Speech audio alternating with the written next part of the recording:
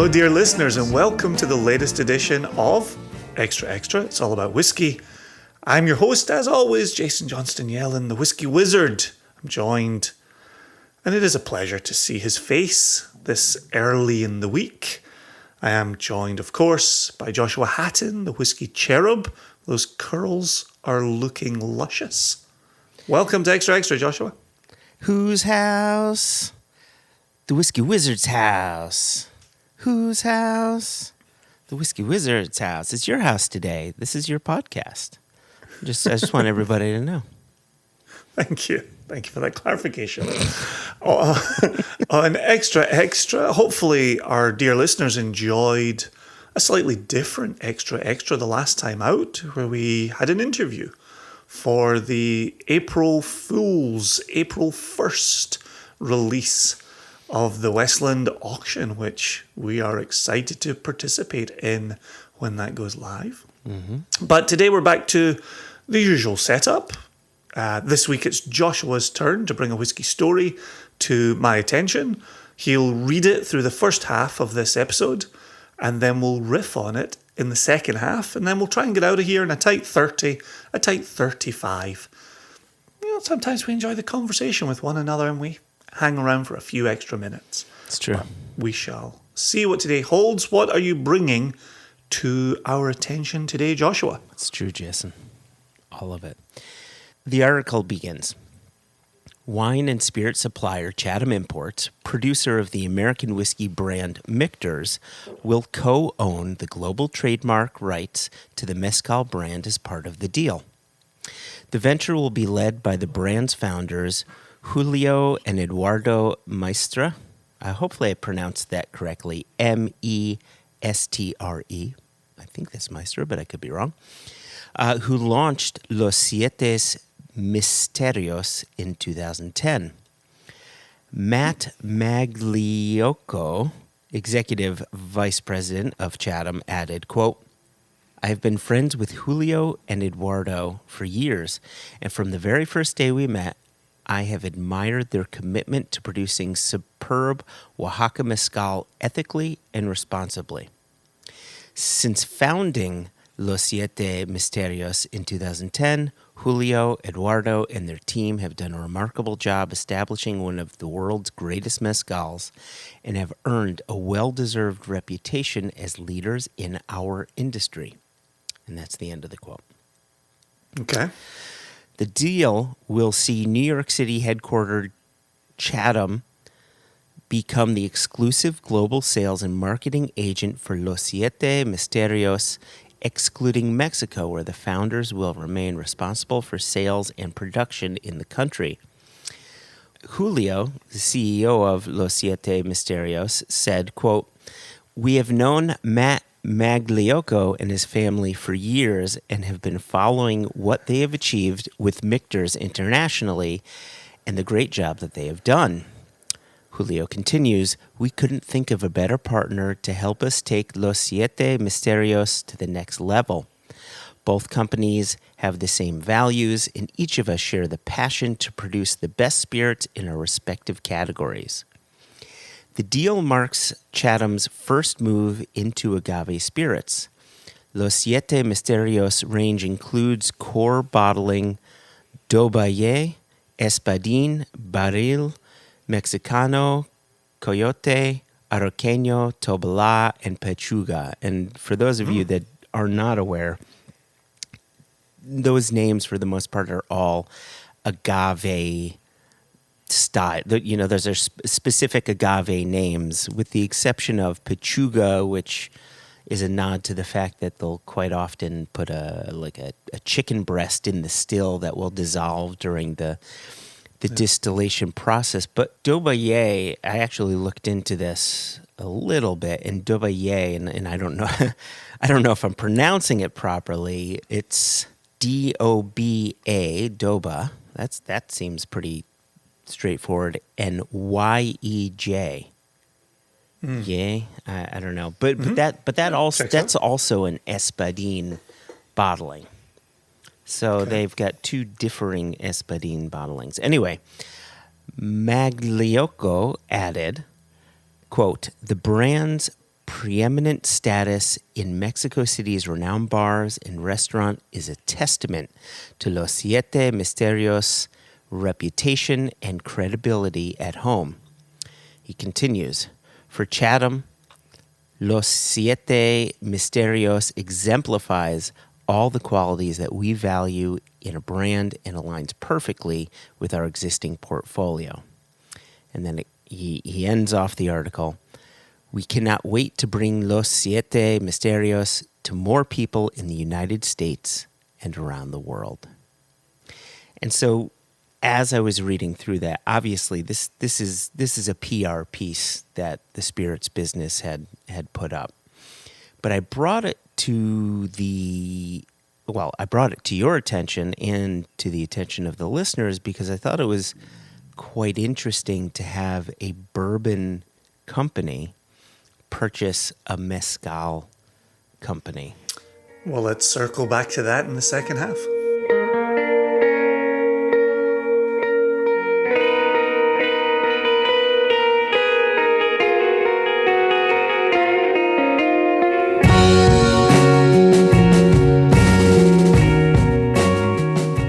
So before we took a very short musical interlude, you were saying there's something interesting about a bourbon producer taking a 50-50 stake in a mezcal producer here. Do you want to say more about that? I do. When I think about mezcal as a spirit and the people who are coming to mezcal, quite often there's a lot of mezcal now being used in cocktails, right? So you can understand bartenders would want to have access to it. And obviously, the people that own Michters, they're good business people who see an opportunity and they want to make a deal with the right company. And I get all of that. But when I think of the consumer coming to mezcal, I find a lot of Scotch whiskey drinkers coming to mezcal because of that. Even though most Scotch whiskey is not smoky, those that drink Scotch whiskey tend to have some sort of an appreciation for a smoky or peaty quality, even if it's just a little bit. Where, typically speaking, the bourbon palate is a far cry from a mezcal palate and a Scotch whiskey palate. And so I found this to be almost like a pairing of an odd couple. Well, you tend to see the rum crossover. Yeah, you do. From bourbon drinkers or an Armagnac crossover. Yeah. With the bourbon drinkers. Yeah, my takeaway in hearing about this was you can see the next rise in the market, right?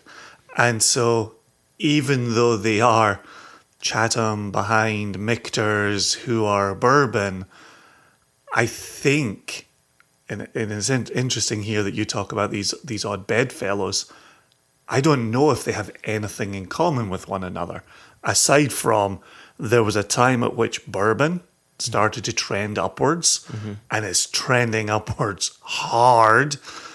And we know that mezcal is trending upwards, but it's still in the beginning. Right now, if you're paying attention across the industry, you're seeing much more about tequila and the number of celebrities with tequila brands. Michael Jordan, The Rock, you could go on there.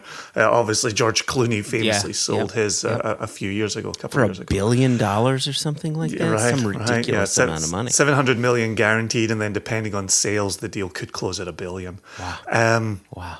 So tequila is certainly getting the press, but we know that agave is coming, and we know that mezcal is coming.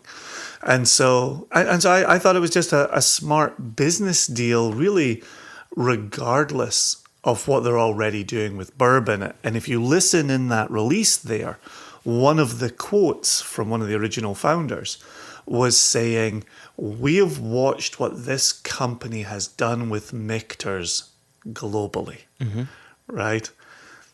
That's showing their knowledge of industry. And by this, I mean how Michter's has been handled, where it has appeared. And it was interesting because you seemed to be suggesting earlier that Michter's has done very well in the on-premise, in bars and restaurants. Well, they definitely have done well in bars and restaurants, but I don't know if they've done better in bars and restaurants than they have on retail. I mean, when it comes to retail, Michter's is highly sought after, with their Toasted Oak series. The rye is absolutely delicious. They're 10-year-olds, both the bourbon and rye, when you can find it. Lovely little whiskeys, really hard to get.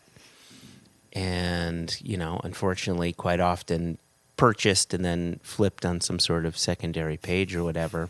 But you can understand why. It's delicious. It's absolutely delicious bourbon. So here we've got Chatham, and am I right in saying they're the sole owners of Michter's? Correct. But they're also an importer, so they will have a portfolio beyond Michter's. 100%. Yep. Yeah, they have some vodkas in their portfolio and a bunch of other things. Yep. So with this 50% stake in mezcal, they are going to be going to distributors, as they have done, and pitching their bourbon, their mezcal, the rest of their portfolio. How does an importer do that when they're owner of one and part owner of another, but then just a representative of the other aspects of their portfolio? That's a really interesting question. And to be honest, I don't know that I have the answer to that. But, in thinking about this acquisition or the 50% ownership in this, I like your question because it highlights the fact that, they're not just an owner of a bourbon brand. They are a company that has a portfolio of varying spirits for them to sell. And obviously, mezcal is a hole that many distributors, importers, etc., that's a hole that we would want to fill as an importer or distributor, to have this broader portfolio, because you send your salespeople out on the street and you hit a bar and you say, you know what, I have this Michter's. You want to buy this? And they say, you know what? The 3 other bars on my street have Michter's. I don't want that. What else do you have? And then you say, well, I have this mezcal, or I have this vodka, or or whatever. So I get it, right? It's another tool in a spirit salesperson's toolbox. Yeah. So I don't know how to answer your question really, but what I liked about your question to me is I was trying to figure out, why did they want to have this 50% stake in this company? And I forgot that they had their own portfolio that they need to look after. I'm still trying to fully understand here. So Chatham owns the trademarks to this mezcal globally and distribution, but not in Mexico. For Michter's, are they in charge of production at Michter's? Or are they in charge of the brands, the trademarks with Michter's globally? That's an excellent question. So they own the brand Michter's. And for years, Michter's, and they still do, they're sourcing their product quite a lot. But they started distilling a few years back as well. So they're in charge of the brand. They're in charge of the contracts that they have to acquire the liquid they use to fill the bottles, and they're in charge of distilling as well.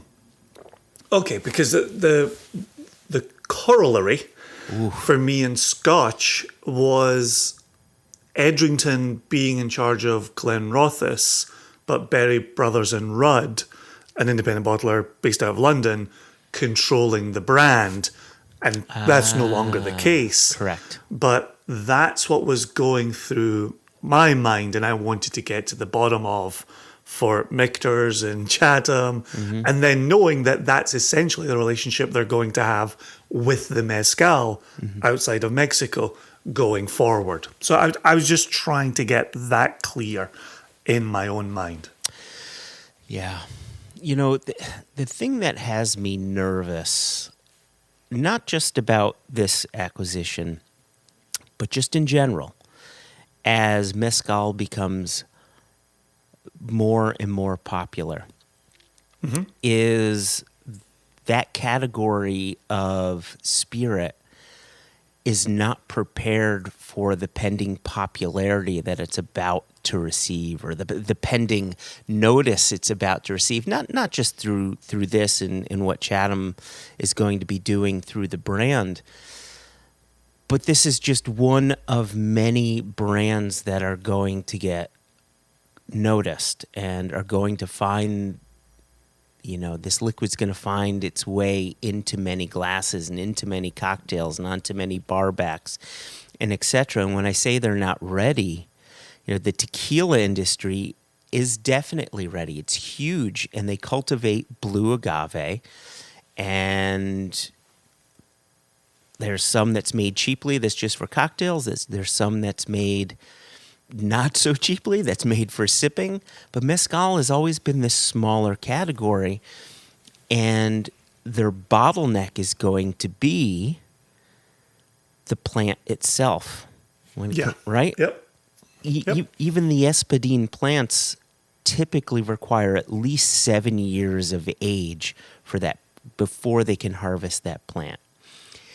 And if these producers are forced to just produce, they're going to get to a point where they're running out of plant to use to make their agave, or they're forced into a position where they're going to use younger plants. They're going to give them less yield, maybe not better flavors. You're going to see the quality go down. So, and the consumer is going to see the price per bottle go up because of supply and demand issues. And so as excited as I am for Chatham and for the mezcal category writ large, because you and I think agree, mezcal is just as beautiful and complex and delicious as Scotch whiskey is, just from a different standpoint. People are going to discover this, and it could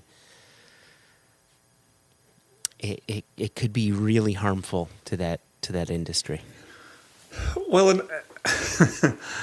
to be clear, these comments exist completely outside this Chatham announcement. Oh, 100%. This is and you said it a moment ago, I just want to reiterate, this is a conversation you and I have been having for a couple of years, if not a few years, as we've been watching the rise of interest in mezcal, and we include ourselves among that number. Mm-hmm.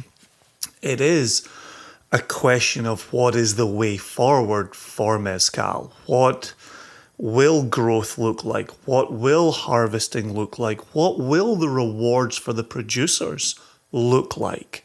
These are all very real questions we've asked about this category.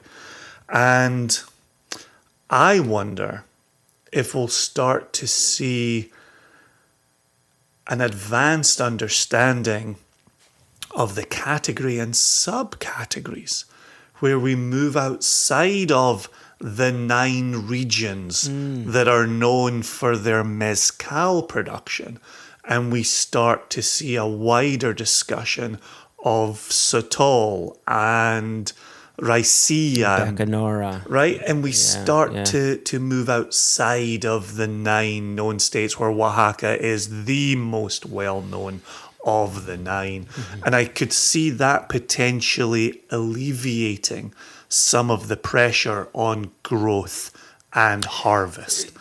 So are you suggesting...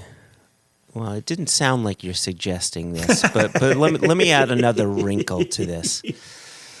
Like you'd said, right? There's 9 states within Mexico that are allowed to produce a spirit that can be called mezcal. Yep, and carry the little hologram sticker. Right. Now, the country itself has 32 states. And so you have 23 other states that are producing agave spirits in the same manner that mezcal is produced, using similar agaves, process is, the whole thing very similar, but they're not allowed to call it mezcal. Yep. Do you see a potential of mezcal brands getting together to try to extend past the 9 states, right? Can they make it 11 states? Can they make it 15 states? No, I don't foresee that. Okay. But I think if you're a region that's known for Bacanora, I think, and clearly there are already mezcal and agave nerds who are way deep in this and know everything we're talking about. Far more than what we're talking and about. more, Too. yeah, and more. Yeah. But just like with any other category, once you dip your toe and you find you have an interest, you want to see how far you can push that interest. And so tequila, Michael Jordan, The Rock, George Clooney, right? If you start to get into agave through that and you start to get interested, you may then say, well, hey, there's also this mezcal produced in 9 states. I'm going to go explore that. I'm going to learn about the producers in these 9 states. And then you're going to get to a point where you say, whoa, there's this thing called Bacanora, which is also agave, which is also espadine, which is also produced in the same way, but they're just simply not allowed to call it mezcal because they're not one of the 9 states. I'm going to go explore Bacanora and then Raicilla and then Sotol. And so on one hand, I think it behooves, I'm going to say everyone, but I don't know if that's entirely accurate. But I think it behooves those who want to grow within this category to be telling consumers what else is there. For example, again, the whiskey corollary, that is all I can really think of. If you're a Speyside producer, it behooves you to talk about the rest of the Highlands. It behooves you to talk about the Western Highlands, and it behooves you to talk about some of the islands, right? You grow the category. That's where I think continued interest comes from. And if we're talking about 9 states producing mezcal, but potentially running into growth and harvesting issues, then it serves everyone's interest to get consumers looking wider than that. Explore Mexico. Don't just explore Oaxaca. I think that's, to me, that would be a good idea. And I may be right and I may be wrong. I may get in trouble for saying this. Classic. But I feel as if you're giving both the consumer and marketing companies a bit too much credit. You and I think about spirits in a very different way. When we hear about something, we get interested, we want to dig deeper. Most people don't. There are people that have been drinking Macallan for 10 years and continue to call it McClellan's. They love McClellan's. That's what they drink, right? I'm not knocking them. My point is they like what they like, and that's what they're going to drink. They don't want to investigate further. So let's say you get someone who has this sort of mentality of, I discovered mezcal, this is what I like. And then they're introduced to something called Raicilla, which is, for all intents and purposes, it's mezcal, but it can't be called mezcal because it's not in one of those states. How are you going to get that consumer to make that connection and believe the story? And so that's roadblock number 1. Roadblock number 2, marketers, whatever you call them, are notorious in the spirits industry for not necessarily making the story clear. Mm-hmm. And that makes me nervous. So everything you said, it seems like you're giving them too much credit, too much power. But here's Here's why. Here's why I like to do that.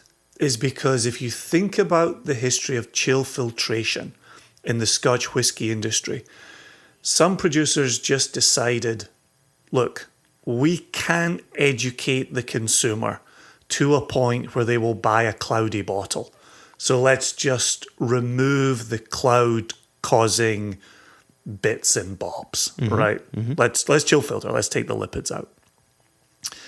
But then you had a number of producers who came along after that and said, well, partly we could do 46% alcohol and we wouldn't have to chill filter, but we'd have to tell the consumer why we're doing 46%, and we'll put on our labels non-chill filtered. We'll draw attention to this. And then you can take somebody like Compass Box, who have the Glasgow blend at 43%, and it's non-chill filtered, right? There is a chance that bottling could go a little bit cloudy in cooler temperatures. But Compass Box, as a producer with a marketing department, at least a marketing desk, have gone down the path of educating consumers. Yeah. And for me, if you take blended Scotch and you put it next to single malt Scotch, and then you put that to independently bottled single casks, which you and I know a thing or two about, I think you can do the same with tequila and mezcal and into raicillas and into bacanoras, where if you go out to educate, you will find consumers. They will find you. And so keep offering up information. Are people going to buy their George Clooney, tequila and stick with it? Yeah, cool. Tickety-boo. Are other consumers going to move away from that path and go down other avenues of investigation? Absolutely. Let's be there for them. Let's educate them. I'm always going to fall on the side of giving more information rather than less. I see what you're saying, and I see the point you're trying to make. However, for as much work as various distilleries and blending companies like Compass Box have done to educate the consumer about 46% alcohol, non-chill filtration, no caramel coloring added, there's still around 90% of the whiskey drinking community that have not heard that. And then let's focus on the 10% that may have heard that. They still need to be reminded and reminded and reminded and reminded. And here we are. I remember hearing about non-chill filtration 15 years ago. And I'm still, you and I will do seminars and we say, all right, let's talk about chill filtration. Raise your hand if you've heard of chill filtration, and you'll be on a Zoom call with 30 people, and maybe 5 of them, 10 of them have heard of chill filtration, if you're lucky, right? Oh, I want to speak to your groups. but you see my point. The education, we're 15 years in, and probably even longer than that. Would the mezcal industry just have an easier time ramping up cultivation of espadín rather than ramping up the education, which is going to be huge on mezcal? They're still fighting this perception that they are the cheap, crappy tequila with a dead worm in it, right? Yeah, no. There's definitely there's always a lot of work to do. There always is. But then now you've got me thinking of farmed salmon and wild salmon, right? We see this conversation with mezcal, right? Wild agave, farmed agave, right? Which agaves can be grown. I was going to say grown in captivity. I don't think that's quite how it's phrased. My wife's a wildlife ecologist. You can tell the types of these conversations agaves were grown in captivity. Yeah. Meanwhile, these roam wild. They roam the plains. They have a migration cycle. But you do see that the conversation is had between what does wild agave bring to the table? How much older does it need to be? How much more expensive is a bottle? Consumers are going to have to be educated no matter what. No matter what. And just like with farmed and wild salmon, the education never ends. It just goes through peaks and troughs when people get behind it and people don't get behind it, and swings and roundabouts. So, if we're going to lambast the big boys in Scotch for not continually trying to educate consumers about cloudy bottles, then I'm going to lambast producers in other categories for not saying more about their own products as well. I still think we need to just keep giving the consumer as much information as possible. Agreed 100%. Whether they'll hear it or not is another story, but it has to be out there. Okay, we have wandered quite far from the announcement of Chatham getting in bed with mezcal Siete Misterios, or Los Siete Misterios. But here we are. This has been extra. We do implore you, drop us an email, questions@onenationunderwhiskey.com if there's a new story that you've seen that you'd like to hear us chit-chat about. And other than that, go in peace. Spread education. Be your best self. What are these words you're throwing at people? Go in peace. Spread education. Do unto others. I have been the Whiskey Wizard. He has been the Whiskey Cherub. We're out of here. Until next time. See you then. Cheers, dear listeners, and cheers, Joshua. Cheers, Jason.